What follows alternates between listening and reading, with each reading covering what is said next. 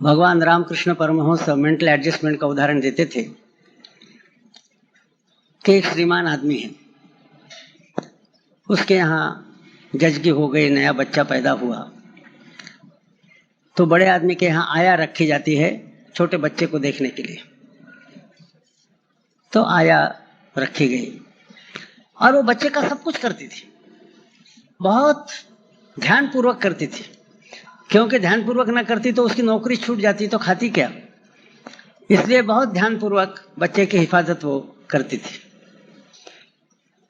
लेकिन बोले जहाँ सारा काम ठीक करती थी, बाबा गाड़ी में उसको ले जाना, उसको नहलाना, सब ठीक ढंग से करती है, लेकिन उसको थोड़ा सा खिलाया,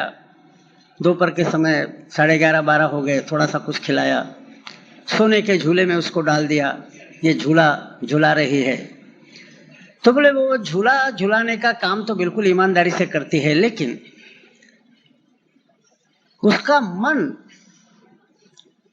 अपने झोपड़ी में गंदे कपड़े पर अपना जो छोटा बच्चा जिसको सुला कर ये आई थी नौकरी पर, तो वो जग गया होगा,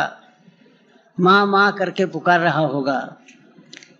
तो उसका मन अपने बच्चे के पास रहता है, हालांकि वो झुलाने का काम वो ठीक ढंग से ही करती है।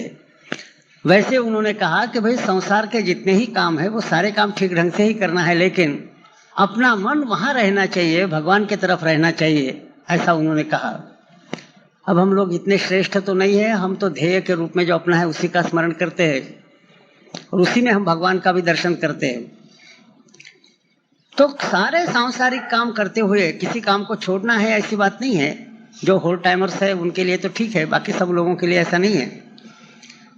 हालांकि सबने होल टाइमर होना चाहिए ऐसी इच्छा है, तो भी तो जितने संसार के परिवार के काम है वो सारे काम करना है, लेकिन करते समय दिमाग में वो रहना चाहिए कि भारतीय मजदूर संघ, दिमाग में। साहित्य में ऐसा आता है, आज गुजरात में क्या है पता नहीं, लेकिन हमारे साहित्य में ऐसा आता है कि गुजरात में जो गांव ऐसे थे कि जहां दूर से पानी लाना पड़ता था, 2 मील से 1.5 मील से, अब यहां से 1.5 मील 2 मील जाना फिर पानी लाना, तो एक हाथ ऐसा घड़ा पानी का लेकर तो काम नहीं होता था, क्योंकि बार बार एक एक घड़ा लेकर कौन जाएगा। तो साहित्य में आता है कि गुजरात की महिलाएं एकदम 8-10 घड़े लेकर जाती थी, सब 8-10-12 महिलाएं मिलकर जाना,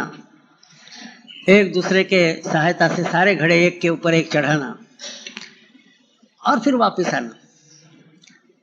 तो उसमें आता था कि वापस आते समय कोई महिला ऐसे हाथ लगा कर नहीं आती थी कि भाई घड़ा गिरना नहीं चाहिए, संतुलन बराबर रहता था, हाथ दोनों खाली रहते थे, लेकिन दोनों हाथ खाली रहते थे तो भी मन वहां रहता था कि ऊपर जो एक के ऊपर एक 10-11 घड़े हैं उनका संतुलन नहीं बिगड़ना चाहिए, मन का कंसंट्रेशन घड़ों में रहता था, लेकिन इसके लिए हाथ लगते थे ऐसा नहीं, हाथ तो खाली रहते थे। तो कार्यकर्ता का मन इसी तरह का होना चाहिए। बाकी सारे सांसारिक काम चलते रहे तो भी मन का केंद्रीकरण, कंसंट्रेशन यूनियन के, मजदूर संघ के, राष्ट्र के कार्य पर रहे, यह बहुत आवश्यक हो जाता है। अब ये संतुलन रखना, मेंटल एडजस्टमेंट रखना, ये हम यदि चिंता नहीं करेंगे तो अत्यंत सद्भावना युक्त होते हुए भी राष्ट्र कार्य हम नहीं कर सकते। तो कार्यकर्ता के मन के दृष्टि से यह एक सर्वसाधारण सावधानी की बात है।